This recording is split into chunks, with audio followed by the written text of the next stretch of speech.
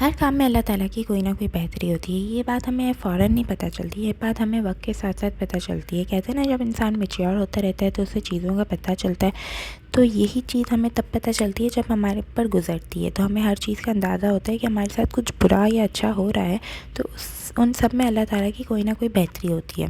ہماری زندگی میں کسی نعمت کا آنا، ہماری زندگی سے کسی نعمت کا چلے جانا، غرض ہر چیز میں اللہ تعالیٰ کی کوئی نہ کوئی بہتری چھپی ہوتی ہے. یہ ہمیں وقت کے ساتھ ساتھ یا تو اندازہ ہو جاتا ہے، یا کبھی کبھی اگر ہمیں نہیں پتہ چلتا کہ یہ چیز ہمارے ساتھ کیوں ہوئی ہے تو وہ ہمیں آخرت میں پتہ چلے گی انشاءاللہ ضرور کہ یہ چیز ہمارے ساتھ دنیا میں ہوئی تھی تو کیوں ہوئی تھی.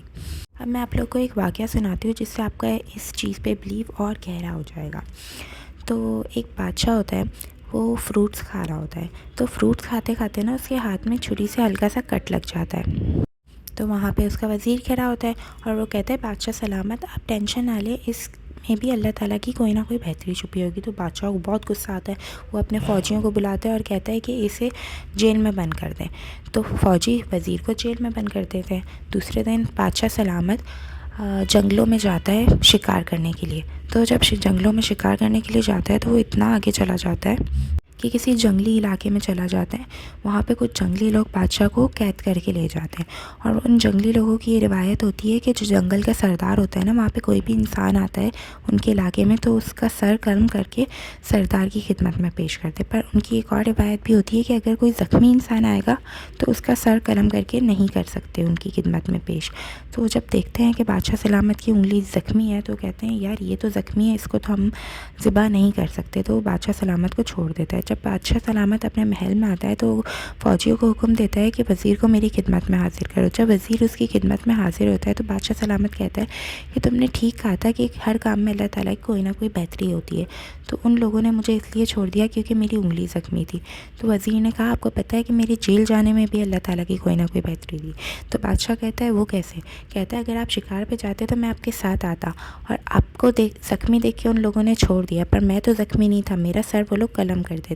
تو میرے جیل میں جانے کی وجہ بھی اس طرح سے مجھے پتہ چلی کہ اس میں بھی اللہ تعالیٰ کی کوئی نہ کوئی بہتری ہے. تو اس کہانی سے ہمیں یہ سبق ملتا ہے کہ ہمیں اتنا زیادہ اوور تھنکنگ نہیں کرنی چاہیے کہ جو ہمارے ساتھ زندگی میں ہو رہا ہے وہ کیوں ہو رہا ہے اور کیسے ہو رہا ہے. اگر کوئی نعمت ہمیں اللہ تعالیٰ کی طرف سے مل رہی ہے تو اس میں اللہ تعالیٰ کا شکر گزار ہونا چاہیے.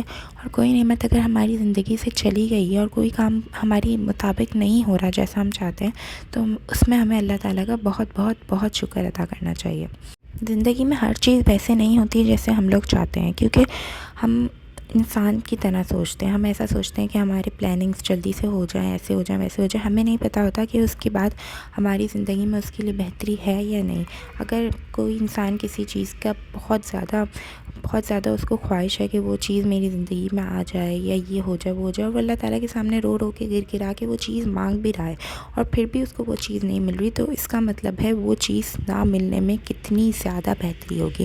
آپ خود سوچو کہ جو چیز رو رو کر آپ کو تہجد کے وقت بھی نہیں مل رہی، تو آپ خود سوچو کہ اس چیز کے نہ ملنے میں آپ کی کتنی بہتری ہوگی.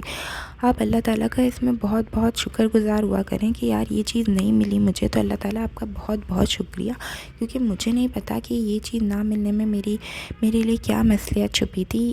یہ سارے بھید تو اللہ پاک ہی جانتے ہیں. آپ کو پتہ ہے نعمتوں کا شکر گزار ہونے کے بعد ہمیں اللہ تعالیٰ اتنے خوش ہوتے ہیں کہ میرا بندہ میرا شکر گزار ہو رہا ہے، میرا بندہ میری ہر نعمت کا شکر گزار ہو رہا ہے، تو میں اس کی نعمتیں بڑھاؤں گا.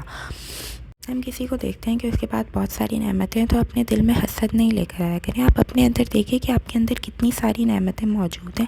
ہمارے پاؤں، ہمارے ہاتھ، ہماری آنکھیں، غرض ہمارے جسم کا ہر حصہ اللہ تعالیٰ کی نعمت سے بھرپور ہے. وہ کہتے ہیں نا فَبِأَيِّ آلَاءِ رَبِّكُمَا تُكَذِّبَانِ، اور تم اپنے رب کی کون کون سی نعمتوں کو جھٹلاؤ گے. اللہ تعالیٰ قرآن پاک میں بار بار یہ فرماتے ہیں اور تم اپنے رب کی کون کون سی نعمتوں کو جھٹلاؤ گے. ہم اللہ تعالیٰ کی کوئی بھی نعمت نہیں جھٹلا سکتے، کیونکہ ہمارے آس پاس، ہمارے اندر اللہ تعالیٰ کی اتنی نعمتیں موجود ہیں، اتنی نعمتیں موجود ہیں کہ ہم پوری زندگی بھی اس مالک کا شکر گزار ہوں تو بھی کم ہے. مطلب ہم ہر لمحہ، ہر سیکنڈ بھی شکر الحمدللہ بولیں تو بھی کم ہے. زندگی میں کبھی بھی مایوس نہیں ہونا چاہیے، کیونکہ ایک مومن مسلمان کبھی بھی مایوس نہیں ہو سکتا. وہ اللہ تعالیٰ کی ذات سے اس کا اتنا توکل ہوتا ہے کہ اس کو پتہ ہوتا ہے کہ اس کی زندگی میں جو کچھ ہو رہا ہے اس میں کوئی نہ کوئی بہتری چھپی ہے، اور وہ چلتے پھرتے اٹھتے بیٹھتے ہر ہر وقت اپنے مالک کا شکر گزار ہوتا ہے۔ شکر گزاری سے یہ ہوتا ہے کہ ہماری نعمتوں میں اضافہ ہوتا ہے اور ہمیں بہت ساری نعمتیں اور ملتی ہیں۔ تو ہمیشہ اللہ تعالیٰ کا شکر گزار ہوتے رہیں اور یہ سوچتے رہیں کہ ہر کام میں اللہ تعالیٰ کی کوئی نہ کوئی بہتری ہے۔ خدا حافظ۔